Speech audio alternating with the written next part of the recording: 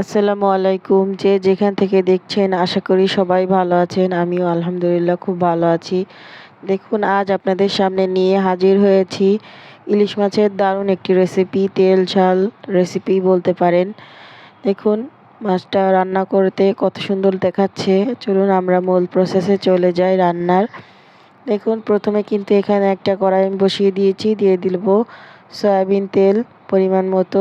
আমি মাছগুলো আগে থেকে মেরিনেট করে রেখেছিলাম লবণ হলুদ দিয়ে। এই যে আমি ইলিশ মাছের পিসগুলি আমি তেলে ভাজতে দিয়ে শুরু করে দিয়েছি। দেখুন একে একে সব মাছগুলো কিন্তু আমি এখানে দিয়ে দিয়েছি, মাছের ডিমটাও কিন্তু দিয়ে দিয়েছি। আমি এটাকে উল্টে পাল্টে ভেজে নিলাম। এই যে আপনারা আপনাদের পছন্দ মতো কিন্তু ভেজে নিতে পারেন। কেউ যদি চান যে মাছটা ভাজবেন না, সেক্ষেত্রেও কিন্তু মাছটা নাও ভেজে রান্না করতে পারেন। ইলিশ মাছ ভেজে না রান্না করলেও খুব ভালো লাগে। দেখুন আমার ওই একই তেলে আমি দিয়ে দিলাম পেঁয়াজ কুচি। পেঁয়াজটা একটু নেড়ে চেড়ে ভেজে নিব। যে সময় পেঁয়াজটা একটু নরম হয়ে যাবে, বাকি যে মশলাগুলি আছে ওটাই আমি দিয়ে দেবো। দেখুন আমি একটু পেঁয়াজটা ভেজে নরম করে নিলাম। এবার আমি দিয়ে দেবো কাঁচামরিচ বাটা। আমি এখানে কাঁচামরিচ বাটাটা দিয়েছি, আপনারা যদি চান ফালি করেও কিন্তু দিতে পারেন। দিয়ে দেবো সামান্য একটু রসুনের পেস্ট, সামান্য একটু আদার পেস্ট। ইলিশ মাছেও আদা রসুনের পেস্টটা একটু কম দিতে হবে, কারণ ইলিশ মাছের এক্সট্রা একটা ফ্লেভার আছে। এই মশলাপাতি বেশি দিলে এগুলি কিন্তু এক্সট্রা যে ফ্লেভারটা ইলিশ মাছের ওটা কিন্তু নষ্ট হয়ে যায়, এজন্য মশলাপাতি একটু কম দিবেন। দেখুন আমার এটা ভাজা হয়ে গেছে। আমি দিয়ে দেবো লবণ, দিয়ে দেবো হলুদের গুঁড়া, দিয়ে দেবো মরিচের গুঁড়া, দিয়ে দেবো ধনিয়া গুঁড়া। এবারে এই সবগুলি উপকরণ দেওয়া হয়ে গেলে আমি আবারও মশলার সাথে খুব ভালো করে নেড়েচেড়ে কষিয়ে নেব। কষানোর কাজটা একটু ধৈর্য ধরে করতে হবে, সময় নিয়ে ভালোভাবে কষিয়ে নেবেন, এতে করে তরকারিটা খেতে ভালো লাগবে। দেখুন আমি সামান্য একটু পানি দিয়ে নেড়েচেড়ে অপেক্ষা করব তেল উঠে আসা পর্যন্ত।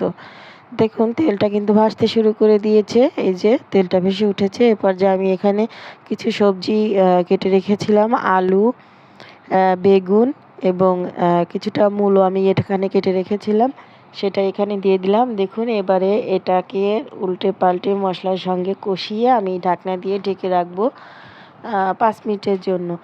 এই সবজি থেকে কিন্তু প্রচুর পরিমাণে পানি ছাড়বে, সেই পানিটা বের করার জন্য আমি ঢাকনা দিয়ে ঢেকে রাখলাম। ফিরবো 5 মিনিট পর। দেখুন 5 মিনিট পরে ফিরে এসেছি। এই যে দেখুন কি অনেকটা পরিমাণ কিন্তু পানি ছেড়ে দিয়েছে সবজি থেকে। এই পানিটা দিয়ে কিন্তু আমি তরকারিটা খুব ভালো করে কষিয়ে নিব। এই পানিটা দিয়ে তরকারিটা একটু কষিয়ে নিলে কী হবে, সবজিটা সেদ্ধ হয়ে যাবে, খেতেও ভালো লাগবে। এই তো আমি একটু নেড়েচেড়ে আবারও ঢাকনা দিয়ে ঢেকে রাখবো। 5-7 মিনিট পরে আমি আসবো। এই তো ঢাকনা দিয়ে ঢেকে দিলাম। 5-7 মিনিট পরে আমি ফিরে আসছি। দেখুন আমি কিন্তু 7 মিনিট পরে আবারও ফিরে এসেছি। এ পর্যায়ে কিন্তু পানিগুলো শুকিয়ে গেছে, নিচ থেকে তেল ভেসে উঠেছে। এই যে আমি আরেকটু নেড়ে দিচ্ছি। এ পর্যায়ে কিন্তু বেগুনটা অলমোস্ট সেদ্ধ হয়ে গেছে, নরম হয়ে গেছে। একটু আলতো হাতে আমি একটু উল্টে পাল্টে দিচ্ছি।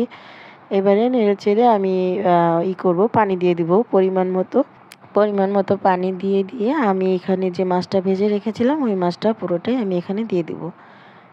এই তো দেখুন আমি উপর থেকে মাছটা দিয়ে দিচ্ছি। এই যে মাছটা দিয়ে আমি এবারে ঢাকনা দিয়ে ঢেকে 5 মিনিট জাল করে নিব। ফিরবো 5 মিনিট পরে। দেখুন এই যে 5 মিনিট পরে কিন্তু তরকারিতে বলক চলে এসেছে। এরপর যে আমি কি করব, মাছটাকে একটু উল্টে পাল্টে দিব। অবশ্যই মাছটাকে একটু হালকা হাতে উল্টাতে হবে, মাছটা যাতে ভেঙে না যায়, ঘেটে না যায়, এ কারণে একটু আলতো হাতে উল্টে দিতে হবে। দেখুন আমি কিন্তু একটু আস্তে আস্তেই করে দিচ্ছি। এই যে আমার মাছগুলো উল্টানো হয়ে গেছে। এখন আমি আবার ঢাকনা দিয়ে ঢেকে 10 মিনিট পরে ফিরবো। এই তো দেখুন 10 মিনিট পরে ফিরবো। এই যে ঢাকনা দিয়ে ঢেকে দিলাম। এই দেখুন 10 মিনিট পরে আমার তরকারিটা কিন্তু অলমোস্ট হয়ে গেছে। আমি এর থেকে ঝোল কমাবো না, আপনারা আপনাদের পছন্দ মতো গ্রেভিটা রাখতে পারেন। আমি এভাবেই রাখবো, এর থেকে বেশি কমানো প্রয়োজন নেই। আমি এবারে লবণটা টেস্ট করে নিব। রান্না শেষে অবশ্যই লবণটা টেস্ট করে নেবেন। এবারে আমি ঢাকনা দিয়ে 2 মিনিট ঢেকে রাখবো, তারপরে আমি সার্ভে চলে যাব। দেখুন আমি কিন্তু এখানে সার্ভ করে দিয়েছি। এই যে দেখতে কতটা সুন্দর, কতটা লোভনীয় লাগছে একবার দেখুন। এর তরকারি কিন্তু গরম ভাতের সাথে খুবই ভালো লাগে। আপনার দুপুরের খাওয়া, রাতের খাওয়া খুব ভালোই জমবে। আমার এ পর্যায়ে যারা আমার ভিডিওটি দেখছেন অবশ্যই লাইক, কমেন্ট, শেয়ার করবেন। আমার চ্যানেলটি সাবস্ক্রাইব করে রাখবেন। ভিডিওটি ভালো লাগলে অবশ্যই লাইক, কমেন্টে জানাবেন আপনাদের কাছে কেমন লাগলো, আপনাদের মূল্যবান বক্তব্য জানাবেন। আসসালামু আলাইকুম।